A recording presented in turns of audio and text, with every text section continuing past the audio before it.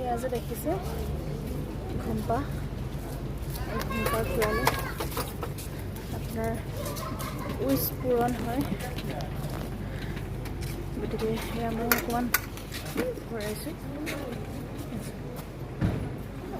monastery হওক মন্দিৰ হওক মছজিদ হওক নামঘৰ হওক ঈশ্বৰ কিন্তু একেজনেই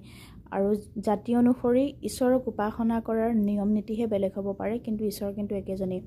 আৰু তেওঁ নাথাকিলেনো আমি এই পৃথিৱীখনত আমি এনেকৈ জীয়াই থাকিব পাৰোঁনে ইয়াত দেখিছেনে কিমান অলেখ ভক্তৰ মনোকামনা পূৰণৰ অৰ্থে আগবঢ়োৱা বন্তি আৰু কিমান জ্বলাইছে আৰু কিমান জ্বলাবলৈ বাকী আছে সঁচা এনেকুৱাবোৰ ঠাইলৈ আহিলে আধ্যাত্মিকতাৰে মন ভৰি পৰে আৰু ইয়াত দেখিছেনে বন্তি বা আৰু সঁচাই ক'বলৈ গ'লে আমি কিন্তু আমাৰ যিখিনি সৰু সৰু ল'ৰা ছোৱালীক আমি কিন্তু এই আধ্যাত্মিক ভাৱটো জগাই তোলাটো কিন্তু এতিয়া এই দিনত মানে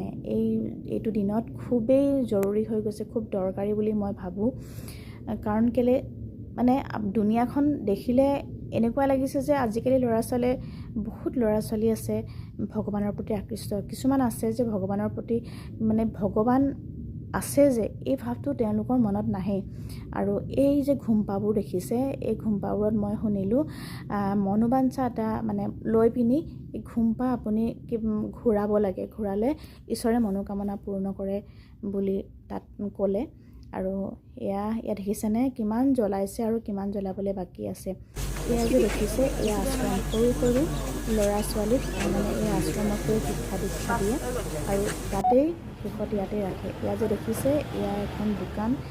তেওঁলোকৰ জাতীয় সাজ পোছাক অলংকাৰ কি ধুনীয়াকৈ পৰিপাটিকৈ ৰাখিছে কিনিছে চোৱাই চাইছে তাতে আমি ভাবিলোঁ অকণমান চাহ খাওঁ বুলি চাওকচোন ইমান প্ৰকৃতিৰ মাজত ইমান ধুনীয়া এখন মানে দোকান